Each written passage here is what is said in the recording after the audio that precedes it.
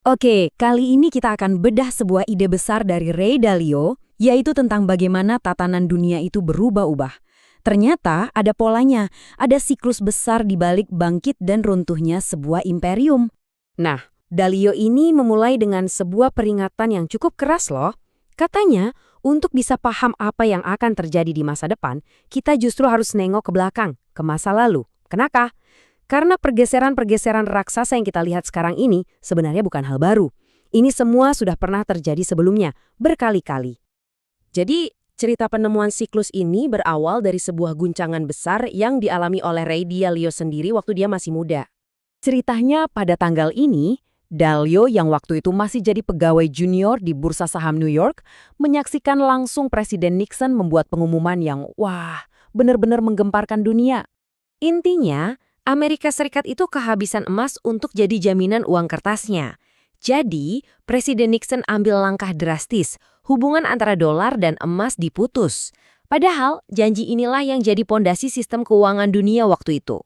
Dalio, yang waktu itu sadar banget kalau definisi uang baru saja dirombak total, ya dia udah siap-siap aja.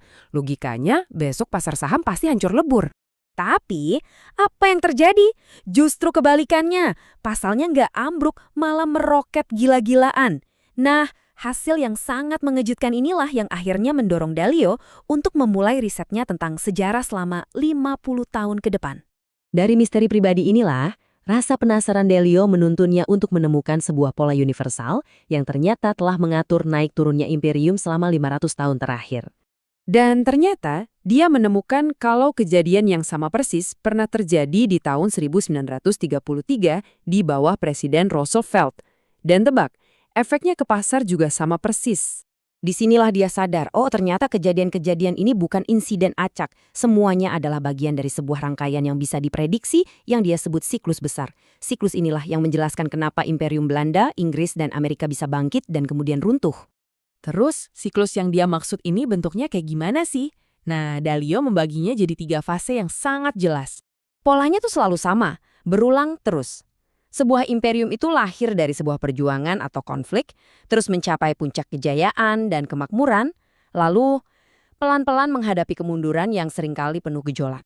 Nah, gimana cara Dalio mengukur kekuatan sebuah imperium?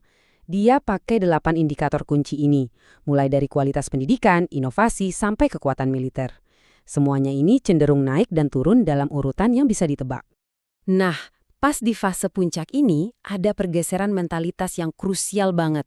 Generasi pendiri yang kerja keras banting tulang untuk membangun kekayaan digantikan oleh generasi penerus yang terbiasa hidup mewah dan nyaman.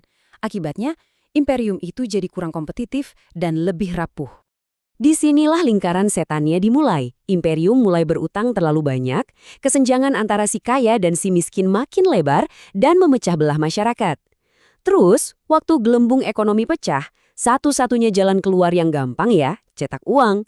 Ini justru bikin nilai mata uang anjlok dan mempercepat keruntuhan. Oke, ini pertanyaan paling pentingnya.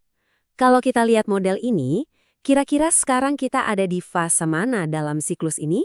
Menurut Dalio, kita sekarang ini lagi ada di masa transisi. Dan yang menarik, masa ini ditandai oleh 3 kekuatan besar yang sama persis dengan yang terjadi pada pergeseran global besar terakhir di tahun 1930 sampai 1945. Coba bayangin, Amerika Serikat aja udah menghabiskan sekitar 8 triliun dolar. Itu cuma buat perang di luar negeri sejak peristiwa 9/11. Tentu saja ini nambahin beban utang yang luar biasa besar, yang ujung-ujungnya dibiayai dengan cetak uang lagi. Dan di saat yang bersamaan, muncul kekuatan baru. Siapa lagi kalau bukan China yang sekarang secara langsung menantang dominasi ekonomi yang sudah lama dipegang oleh Amerika Serikat. Kesenjangannya makin tipis loh. Oke, kalau semua ini adalah tanda-tanda kemunduran, apa itu berarti? Ya sudah, keruntuhan itu pasti terjadi dan nggak bisa dihindari. Nah, kata Dalio, nggak juga. Susah banget. Tapi bukan berarti nggak mungkin untuk membalikan keadaan. Kuncinya adalah kalau sebuah bangsa mau berbenah dan memperbaiki masalah-masalah fundamentalnya. Solusinya, menurut dia, sebenarnya disederhanakan jadi 2 prinsip ini. Kedengarannya gampang, tapi prakteknya luar biasa sulit. Pertama, soal disiplin keuangan. Pemasukan harus lebih besar dari pengeluaran. Kedua, soal keutuhan sosial.